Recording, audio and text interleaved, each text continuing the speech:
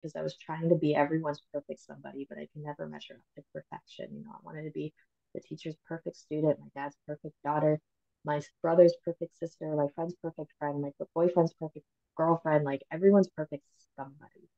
Mm-hmm. Um, and that's impossible for anyone out there who's trying to do that. Just know it's impossible. Who I need to be coming from the heart, coming from the heart.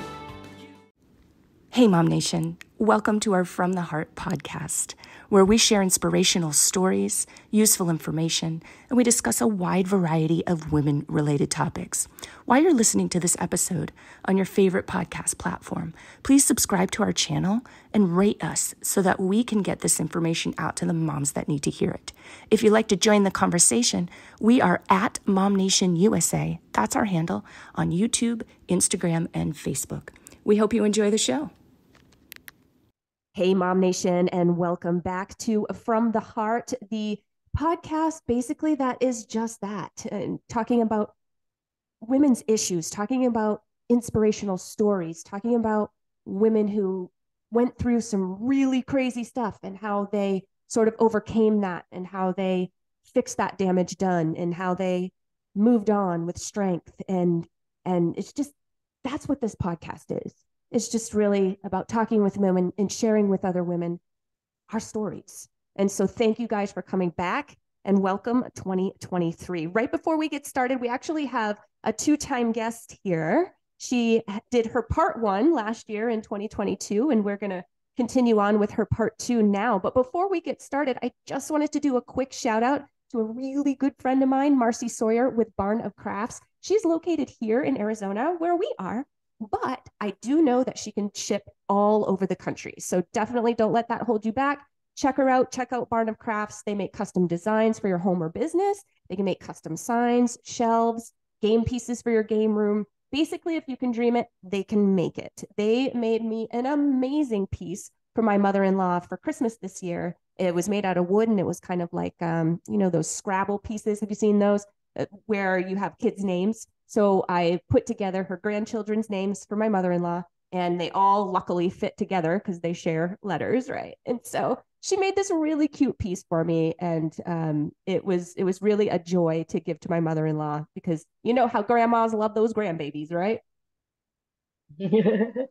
For sure. Here we are with Rebecca. Rebecca is back. When we talked with Rebecca last year, I mean, it was just a couple of months ago, if I remember right. But when we talked with Rebecca, we talked through the fact that she had received SA at the hands of her stepfather, basically. And we talked through, what happened to her, what those signs were, and eventually got to the point in the story where the word got out. So it had been known now what had been going on for so many years, and he passed away at that time. Correct?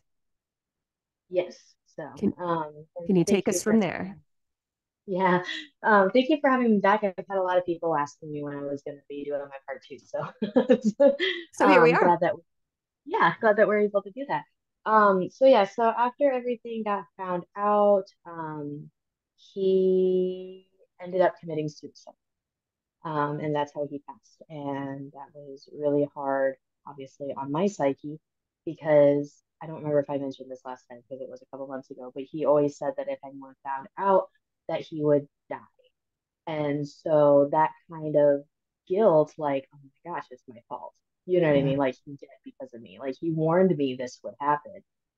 And then with that came, well, if he was telling me the truth about that, what else was he telling me the truth about? Everyone else was calling him a pathological liar and saying that I, shouldn't have trusted him and that he was a bad guy. None of it was my fault.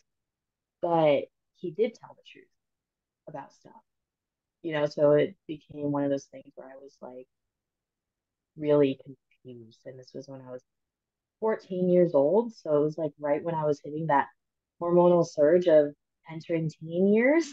That awkward age, yeah. And so I didn't know really what to do from there. And my family tried to put me in all these different types of therapies, where we did some they would have me like draw or like act out certain things. And then they would talk to me about it. They showed me a video about sexual abuse and stuff like that. And either none of it either really worked or the therapist just disappeared. So I've been through like a lot of different therapies and stuff like that. And I resorted to my own coping skills, which as you probably, as a lot of people out there probably know, that doesn't always end up good when you resort to your own coping skills. Right, right. A quick question that I have, was there a letter left behind? Oftentimes in situations like that, there's a letter or some sort of message or some sort of last words. Was there anything left behind? He recorded videos to each of us, me, my brother, my sister, and my mom. I don't remember exactly what those videos said. Um, but yeah, he recorded videos, all of us. I remember watching them. I don't remember what they said though. You know what I mean? There was Mm-hmm. a lot of that I like, blocked out. Yeah, I'm sure. But I do remember the last thing he said to me was, "Why did you have to tell them everything?" Which further enforced the fact that it was all my fault. Mm. So that didn't make you feel any better. I mean, I was thinking, maybe he added something in there like it wasn't your fault or, um, some sort of message like that, but no, huh? No, I think he believed that what he was doing wasn't wrong. I mean, obviously, since he did commit suicide, like on some level, he knew that it was wrong. You know what I mean? And Mm-hmm. the fact that he kept trying to get me to hide it, like on some level, he knew that it was wrong. But I also think that he thinks that he was in the right, because of the stuff he went through as a child. So this was something that he went through as well? Not sexual abuse, not that I'm aware of, but he was like thrown into like all these different foster cares and stuff, and he was abused as a child. So he always showed us videos like when we were really young, he would show us videos about kids, what kids go through who don't have it as good as us, constantly reminding us how good we had Mm. it and how much worse it could be and how much worse he had it. um, so I think that he felt justified and didn't really see anything wrong with what he was doing with me, aside from that subconscious moral thing where like you're doing something wrong, but you also, does that make sense? Like Uh-huh. people who do like they know they're doing something wrong, but they also don't actually believe that it's wrong. That makes sense. Mm-hmm.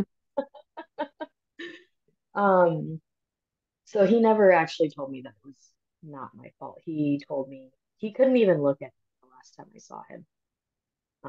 Almost like he was disgusted with me. And of course, I didn't have anything to say back to him as to why I told everyone. I was just like, it just kind of came out, Mm-hmm. you know. He told if he told, and so I thought since he told, it was okay for me to tell people. Ah, because did you know what he told? Well, he didn't tell directly. With him and my mom got into a big fight, and he was drunk, and she came in through the back door. And at the same moment she came in, he told me, "Rebecca, you are the most beautiful girl that I've ever been romantically involved in with." So my mom heard that, and obviously she flipped. Yeah.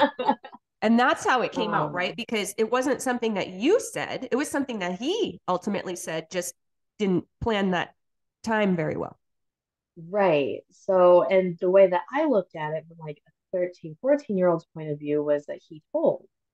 I Right. think the way that he looked at it was he was drunk, so I could have played it off as that, like he didn't know what he was talking about, Mm-hmm. but I didn't. I took the other direction and finally came clean about what everything was going on, because at that moment it was almost a relief that I didn't have to not talk about it anymore. Right. And you're a child. Like, how would you, oftentimes children tell the truth. Why wouldn't you?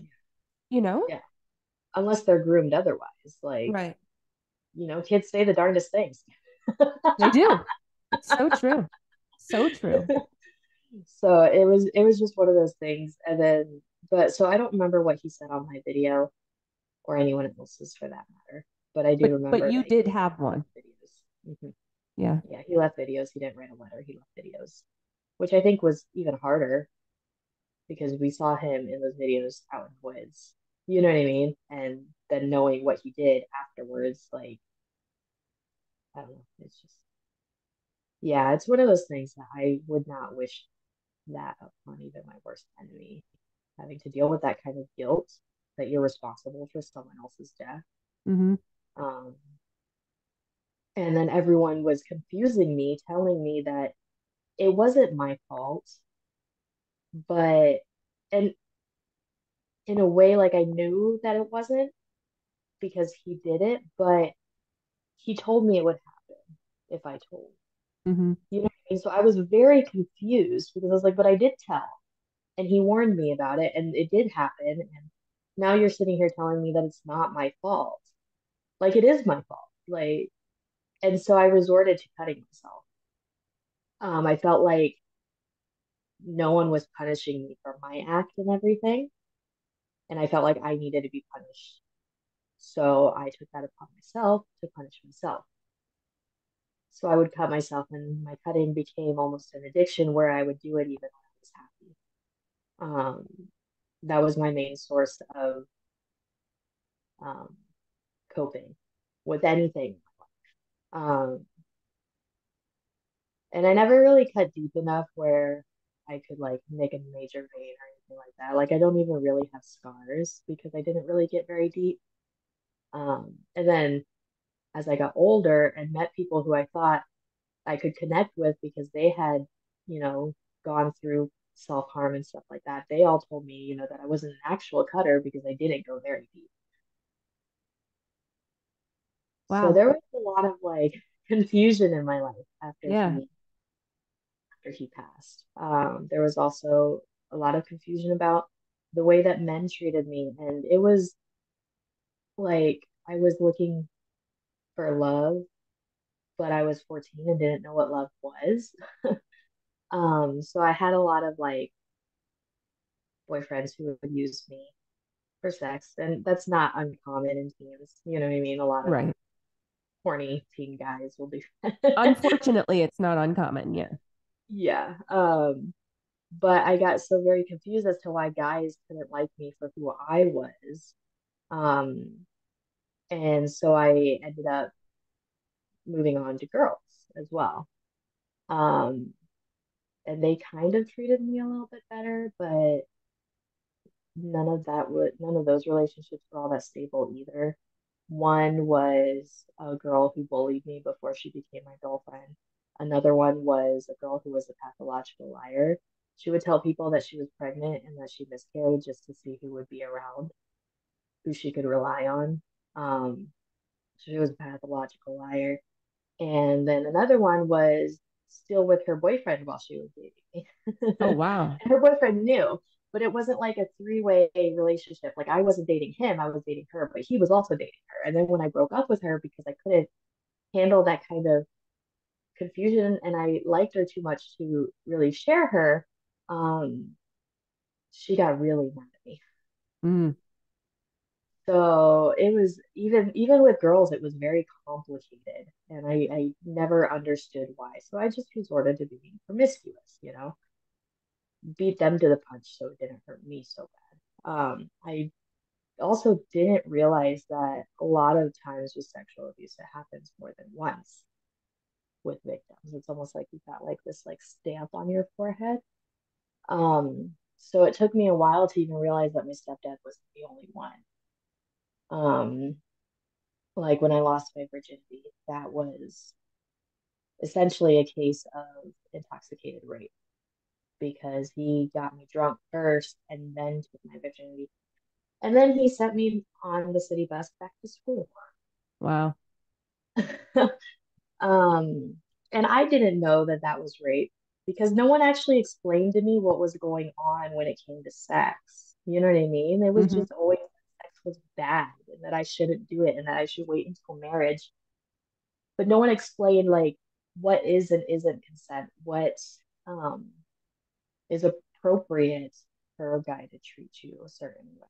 You know what I mean? Mm-hmm. Um, so there were other guys as well, instead of just my stepdad. And you'll find that is very common with sexual abuse victims or rape victims, is it's never really just one person that did it, Mm-hmm. which is really sad, because no one should have to go through that a lot, especially as a child Yeah. or a teen. Um, and so, needless to say, all that, it was a very, very confused teen who was acting out a lot, obviously. Mm-hmm. Hated my family. I absolutely hated them, pushed them away a lot because I felt like I was the biggest disappointment in the world because I was trying to be everyone's perfect somebody, but I could never measure up to perfection. I wanted to be the teacher's perfect student, my dad's perfect daughter, my brother's perfect sister, my friend's perfect friend, my boyfriend's perfect girlfriend, like everyone's perfect somebody. Mm-hmm. Um, and that's impossible for anyone out there who's trying to do that. Just know it's impossible. Yeah. You can't be everyone's perfect somebody. You just can't. There are people out there who you will be friends with. There are people out there who won't be friends with you. You cannot win them all. And I know people who like that, who try to be friends with everybody, and they get so hurt when people don't want to be friends with them. Like people are just so different. Yeah. It's not really a personal thing. It's just but the more you try, the more you're going to disappoint yourself. Just be you. And if people accept you, people accept you. If they don't, well, you know, that's on them. Mm-hmm. I totally agree. So the coping skills that I've heard so far are the cutting, um, the becoming promiscuous. Is there anything else that you know that happened at that time that you did to self-soothe or somehow fix what had happened? Um, I was very rebellious against my family. And I feel like that was a coping skill because they were trying to look out for me, but I felt like I was such a big disappointment to them that I couldn't handle the disappointment. So I gravitated towards people who enabled me, which were my friends. Um, and so I did stuff with, my friends. I started smoking at the age of 15. Um, I started drinking around that time as well. Never did drugs. That was one thing I never did do. Um, but I think a big coping skill was not being close to my family because it was family that hurt me. Like Mm-hmm. he wasn't blood family, but it was family that hurt me, and it was family that I was hurting, and I couldn't handle that. I couldn't handle the fact that I was hurting them. So I did whatever I could to stay as far away from them as possible. Mm-hmm. It didn't help. You need Yeah. to. No, it makes a lot of sense.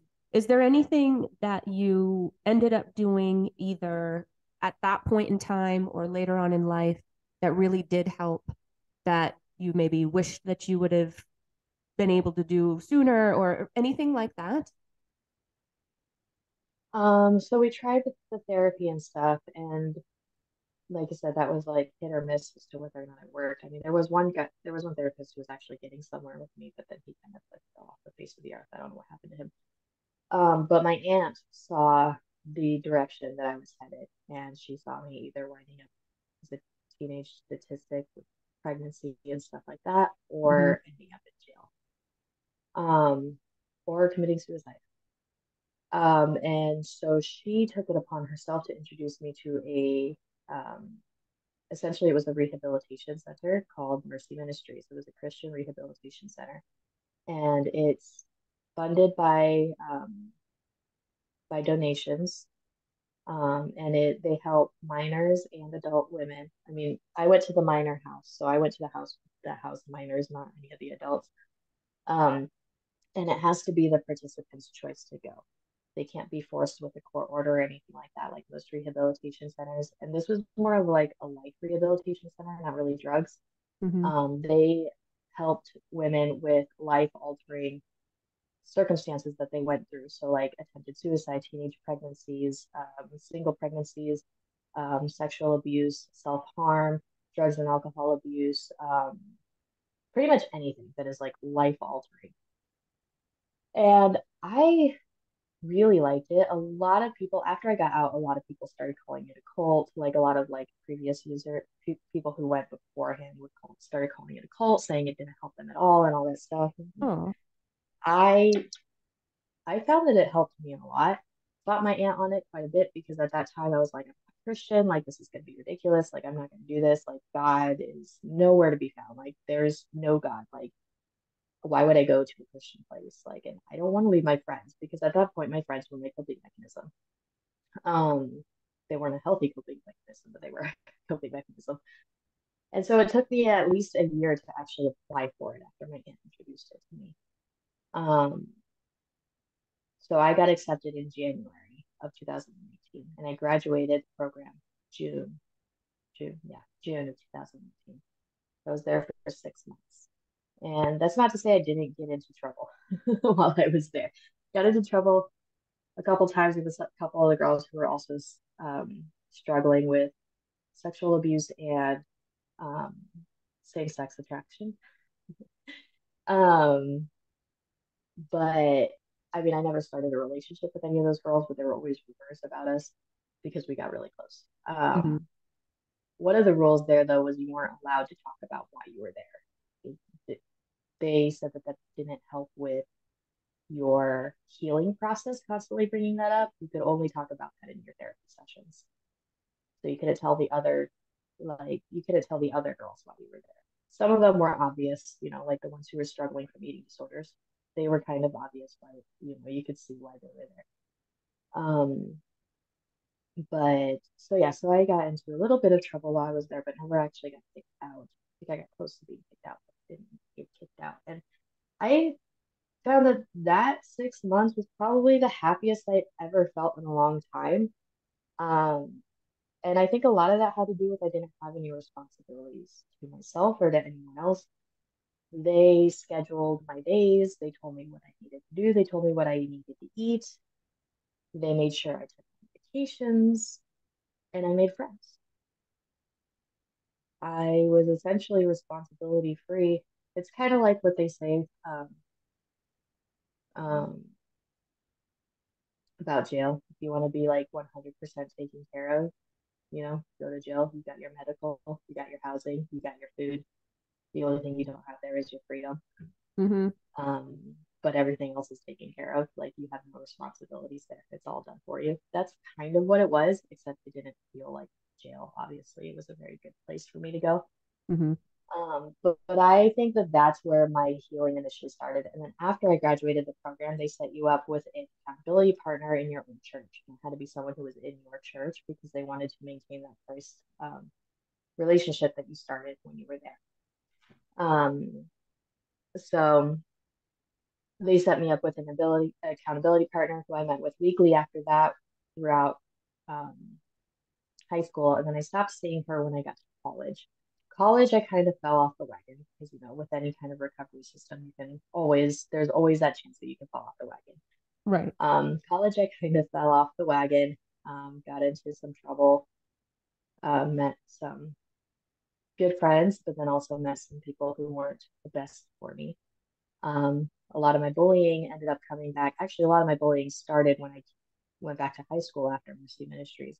People were telling me that the reason I had become a Christian was because only Jesus could love a slut like me. Oh my goodness. Yeah. Of course, now I look back and say, if Jesus is the only one that loves me, then what better love could I ask for? He Yeah. literally gave his life for me and he created the whole world. Like, if he's the only one that loves me, so be it. Yeah. But at that time, though, it hurt. Apparently there were rumors that the reason I left school was because I had wound up pregnant. All my friends had abandoned me at that point. And then, so when I got to college, I was like, fresh start, this is going to be great. But the bullying came back. There were nude photos of me that got leaked from high school people. Mm. People calling me from undisclosed phone numbers saying that I was asking how much I cost. And when I was fighting them back, they said, well, I guess that means that you're a slut, not a whore, because at least whores get paid. Um, so a lot of a lot of the bullying too was very sexual, which didn't help with the fact that I was sexually abused. Right. So my self-esteem has never been the best, especially when it came to sex. Sex then became a huge trigger and a kind of something that I just kind of forced myself not to partake in. And that has not helped much with my marriage. Having to overcome that after I had gotten married, because I met my husband when I was in a very promiscuous stage in college. So then he started to realize what actually meant, what sex actually was to me when I stopped doing it again. Because I go through these phases of where I'm like really into it and then really not because it's such a big trigger. So Right. that has, but the fact that my husband has loved me and stayed with me through it is encouraging and helps a lot with my healing process. Mm-hmm. Because no one else really did. Mm-hmm. You know what I mean? Mm-hmm. Um, but so sex has always been one of those things to me where it was never a beautiful experience like a lot of people kind of explain it to be or say that it should be when especially when it's in a loving relationship. Because me and my husband are in a loving relationship, but there's still those triggers that come Mm-hmm. up. There's things I can't do with my husband that I wish, I could give that to him because it's stuff that I know he would like. Um, and that's not to say though that I'm not healed. You know what I mean? Like Mm-hmm. I don't think anyone ever gets 100% healed from what they went through. Yeah, I don't think so. It's always a process. It's always a process. Um, I mean, we now have two boys and stuff like that. So obviously sex is not something that we don't do. Right. Right. Science. We can see it. Yeah. But it is one of those things where that is probably my biggest hurdle in life, which is pretty ironic being a doula now because that's it's like my whole career now is helping people with pregnancies because they have sex. But um but it's the whole healing process. Like I'm definitely not through it. I'm still in therapy. I see a therapist at Women's Health Innovations. I am off my meds now, so that's a good progress thing. But um, I still have very limited coping skills, and there are times where I forget what my coping skills are. Mm-hmm. Um, but so that's kind of where the process has kind of taken me. And I don't think it's going to be a process that ever has an end until I die. Like it's going to be a lifelong journey. I But agree. I'm in a much better place now. Like stuff that people say to me now doesn't hurt as much as it used to. Um, I'm not searching a lot for self-validation anymore. Um, or for others validation. Um, and I credit a lot of that to therapy and my husband and God, really. Um, being more plugged into a church. And every time I fell off the wagon was also when I stopped going to church. I was going to ask you how faith played a part in your healing. I mean, you've told us some of it, but maybe you can kind of dive into it a little bit deeper as to what specifically changed for you once you became faithful. One of the harder things for me when I was in the process of getting closer to God and stuff was understanding, especially when other people would ask me, like, how can you believe in someone who would put you through all of that? You know what I mean? Like, and the way that I look at it is it's kind of like the story of Joseph in Genesis. I look at him as kind of a role model. Like, he was beaten by his brothers and bullied, and he was sold into slavery, and then he was jailed by the person who owned him. And he eventually came out on top because he remained faithful to God. But did God do all that to him? No. God didn't do that to him. God didn't do any of this to me. God didn't stop it either. because he gives us free will and we choose what we want to do with that free will. There are evil people out there. There are people who, like my stepdad didn't believe in God. There are people out there who will use free will against other people, but God will not interfere with free will. But just because he didn't stop it doesn't mean that he wanted me to go through that. And I see now where that going through that puts me in a unique position to help other people. And so surrendering a lot of that to God, one, I don't have to hold on to it myself anymore. God can help carry that cross for me. And I mean, I'm constantly still trying to forgive my stepfather. I forgive him, but then there are times when I have to re-forgive him. But, holding on to that unforgiveness and that hatred, just it's not, if you're holding on to hatred, there's no room for happiness. There's no room for joy. It's kind of like what I tell my clients when they're in labor. Your body needs to produce oxytocin in order for you to have contractions and for your labor to progress and for everything to go smoothly. When you start getting scared, when you start feeling unsafe, when you start having all of these like thoughts during labor, like if anything comes up, like if you were sexually abused and that starts coming up during labor, you're going to start producing cortisol. And cortisol is going to stall your progress in labor, but you cannot produce, the body cannot physically produce cortisol and oxytocin at the same time. Right. And in the same way, your emotional well-being cannot hold hatred and happiness at the same time. It just can't. It's either one or the other. And God has also shown me that there's a difference between happiness and joy. Happiness is very circumstantial. Things can make you happy. People can make you happy. It is not a constant state of being. Because obviously, if you had a death in the family, you're not happy. You know what I mean? It's very circumstantial, but that joy that you have inside, that is what's going to get you through those hard times. And that is really hard to hold on to, especially when you go through something very tough. But that's what people need. Happiness is overrated. Happiness is overrated. What you need to focus on is finding that joy in your life. Something that keeps you going even when you're not happy. And to me, that was God.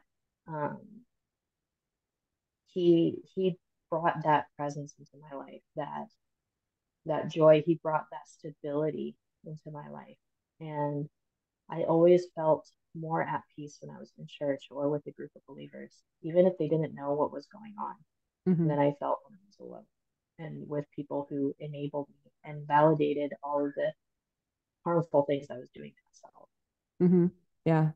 And as humans, though, we gravitate towards people who will accept us as we are, including our flaws, but accepting our flaws does not always help. You need someone who's going to push you beyond that. And God does that for me. So anytime I get into like a funk, my husband doesn't believe in God, but anytime I get into a funk, one of his first questions is, when's the last time you went to church? When's the last time you spent time with God? Going to church is like going to my best friend's house. You know what I mean? Like you go somewhere and it's like you're happy at my happy place, when you feel like you really need to talk to someone, you go to your friend's house. That's kind of what going to church is like for me. So I make that a priority in my life. But God didn't, I believe in him because of who he is and what he has done, not what I have been through. Makes sense. And so anybody, could take that advice, and it doesn't necessarily have to be God, right? If they call it the universe or whatever they call it, it's like still the same concept. Yeah. But for me, it's God, and everyone has their own beliefs that get them through things, you know what I mean? But everyone, that has always been like the number one question was, how can you believe in someone who let you go through that? And And I tell them, I'm like, I don't believe in him because of what I've been through. I believe in him because of what he has done and Mm-hmm. what he has done through me since then, and how he has gotten me through it. But I mean, I could say that too about like if I believed in Odin or if I believed in any of it, like the Vishnu gods or something like that. You Mm-hmm. know, I can look at them, those deities, and still say, why did you allow me to go through this? Because ultimately I went through it. It doesn't matter which deity is in power. I Mm-hmm. went through it. You know what I mean? So deity is not the issue here. It's how you get through it and who gets you through it. Totally agree. So last question I have is, um, do you have any advice for others that might have gone through the same thing or, kind of take me back to when it all happened and he passed away and the word got out? Is there anything that you now looking back wish that you would have been guided to get help for you more quickly so that you perhaps could have avoided going through the self-harm, the promiscuity, that kind of thing? I don't know if there was anything that could have been done differently because my family did what they did push a lot, and I think I just pushed back. So my advice would be when people are trying to help you, don't push them away. Yeah. Don't gravitate towards the easiest people who enable you because that's what I did, you know, like the promiscuity was a lot of that was my own, like the self-harm was self-hatred. The promiscuity was insecurity, but it was also like I had been going through a sexual abuse experience for the past 7 to 9 years, and it was a constant thing. And sex, whether it's sexual abuse or not, does release hormones in your body that can be relatively addictive. Mm-hmm. So when it was cut off, it was like a drug addict coming off of a withdrawal. That makes a Like I lot of needed sense. sex in my life, Right. even if I didn't want it. um, and so I think that I could have gotten help a lot sooner, and I think I could have not fallen into those poor coping mechanisms if I didn't push my family away the way Mm-hmm. that I didn't accept their help. I didn't want their help because I didn't want to disappoint them again. Right. Um, Part of me also feels like they pushed a little too hard and a little too quickly to get me help. Like as soon as we found out, let's get her into therapy. Let's get her talking about this. Let's like file police reports. And all that is good. Like, yes, file a police report right away if you've been sexually assaulted because that's, you know, the evidence Right. has a shelf life. But there was no evidence on my body. And it was just all happening so fast. And I didn't know why or what was going on. All I felt was fear and confusion. And instead of focusing on the fact that I felt fear and confusion, they just wanted to fix it. And I get that. You want to fix when your loved one is hurting like you do. But for people who know people who are struggling, take the time to not fix them right away. Take the time to listen to them, see what they actually need. What I needed right away wasn't necessarily therapy and police reports and restraining orders. It was, especially because he was dead, I didn't need restraining orders sent. Right. Um, it was what I needed was time to process what was going on because I didn't know I was going through an abusive situation. I didn't Mm-hmm. even know it was abusive. Mm-hmm. And so then all of a sudden it was, and it was just like, well, what's happening here? You know? But it's our instinct to want to fix things for our friends and our family and our loved Exactly. ones. We want to fix, but try not, you know, wait. Try to wait a little bit and try to see what it exactly it is they're feeling, because that will direct you in a way that will tell you how to best help them that they won't automatically reject. And I don't know what it was that I needed at that moment. All I know is that I felt a lot of fear and I felt a lot of confusion. Mm-hmm. That makes a lot of sense. And, you know, I just want to say I admire your strength. I admire your ability to even talk about this in front of all these people, anyone, really. I mean, I know that you've got some family members and things that will probably listen to this. And I just wanted to reach out and give you a big old virtual hug because it's really admirable and it really shows a huge amount of strength that you're not only able to get yourself through it and know that you're worth getting through it. So you're taking these steps because you know that you're worth getting through it, but also to share with others and help them, help maybe instill a little confidence in them that they're worth it too. And that it's important for them to, do what it takes to attempt at least. I mean, I agree with you. I think you never get totally over it. Like never totally get rid of it. But like you had mentioned, it can get better. So if Mhm. anybody's out there listening and is in the same situation, get better. Like you're worth getting better. And Yeah, I know, right? I mean, and you're never going to be 100% better. Like even if you don't go through this kind of stuff, like you're mm-hmm, not gonna be life is a constant pursuit of bettering yourself. No matter what you go through, you could have a pristine childhood. That doesn't mean that it's okay for you to stay where you right, are. right. You Now know? that makes a lot of But I sense. think a lot of it is also mentality. Like don't tell yourself you're just recovering. Tell yourself that, you are victorious. Like you did get through it, Mm-hmm, even in the moments where it feels like you didn't. Like I'm here, he's not. I got through it. Yeah, I right. still have some issues because I'm still working on healing, but no one's ever 100% healed. So I am not a victim of my sexual abuse. I am someone who overcame that. Mm-hmm, And I am not in a constant state of recovery. I am someone who is recovered and may have backslides, but I'm recovered. mm-hmm, I am healed. Um, I am healed. That doesn't mean that there's still triggers. But right. if I tell myself that I'm not healed, that I'm still a victim, that I'm just recovering, lifelong recovering, then what does that tell me? What does that tell myself? Worth? It Mm-hmm, tells me that I can't get over it, that I'll never get over it, that I'm going to constantly be in the stuck state. And that's not true. that's true. You know what I mean? Like a lot of it is what you tell yourself. You can lie to yourself negatively or you can lie to yourself positively. Mm-hmm, And it's all about um the story that you're telling yourself. I tell people that a lot. My clients and stuff, when they're telling me like what they're worried about, and we've discussed their concerns for birth and stuff like that, and they bring it up again, like, what story are you telling yourself? Are you telling yourself this is what's going to happen to you in labor, or are you telling yourself this is not? You know, what mm-hmm, story are you telling yourself about your abuse or your circumstances?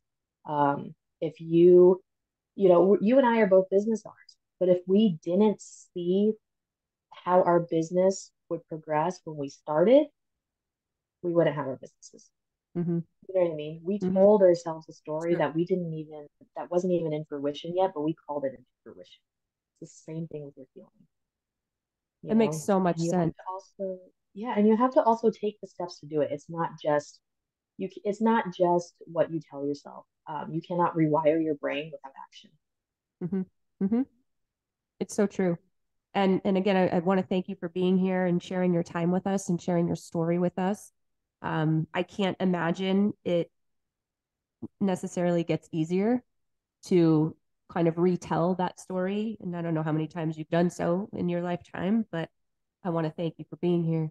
Is This is is this is is it? actually the first time I've done it publicly. So that tells a lot about my healing. It tells a lot about your I healing. tell It really myself does. that a lot. Like I tell myself that a lot because I don't really talk a lot about my story because I don't want people to pity me and I Yeah. don't want people to view that part as me.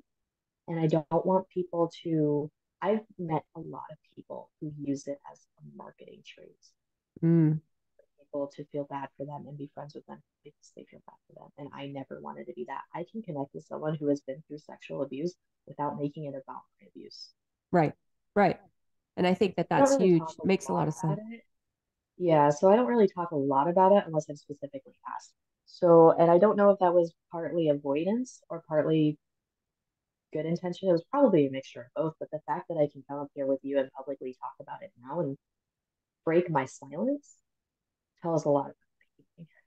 I totally agree. And if somebody's out there that is sort of contemplating breaking their silence or might have some other questions for you, are you open to them reaching out to you on Facebook or something? Yeah, definitely. Reach out to me and I'm here for you to talk to if you need someone to talk to, if you feel like no one else understands. If you need resources, I'm here. I can give you some resources. I know a couple of good therapists, Laura being one of them, our friend Yeah. Laura Wood, she's a great one. Um, and then and if anyone has a history of sexual abuse and is also pregnant and worried about how that's going to affect their pregnancy, I would be more than happy to talk with you and walk with you through that journey. If your pregnancy is because of sexual abuse, or if your pregnancy is because of a good thing, but you feel like there's sexual abuse might surface, because trust me, it might. Um, I am more than happy to walk with you through that journey as well. So just anything, if you just want a friend, I'm Aw. here. I'm primarily a stay-at-home mom, so I run my business on my phone, so I'm almost always on my phone. That's so sweet of you, Becca. I will put the link to your business page here in the show notes, so then people can just connect with you there and message you there if they want to get in touch. Thank you again so much for being here. And for all of you out there, if you are interested in checking out any of our previous episodes for the From the Heart podcast, or any of our other episodes of the many, many shows that we do over here at MOMnation, you can hop on over to our YouTube, and our handle over there is at MOMnation USA. Just scroll down and you'll see all of the playlists from our shows. We have one more show that is going to make its debut in 2023. So I'm super excited about that and to add that topic to our repertoire. If you are more of the audio type, maybe you run a lot, maybe you drive a lot in your car, then you can hop on over to your favorite podcast platform and do a quick search for MOMnation Talk Radio. Subscribe to that, and you will then be notified every time we have a new show that drops on that channel. Thank you so much, Becca, and thank you all out there. Until next time. Thank you. Thank you for having me, Katie. Bye. Bye.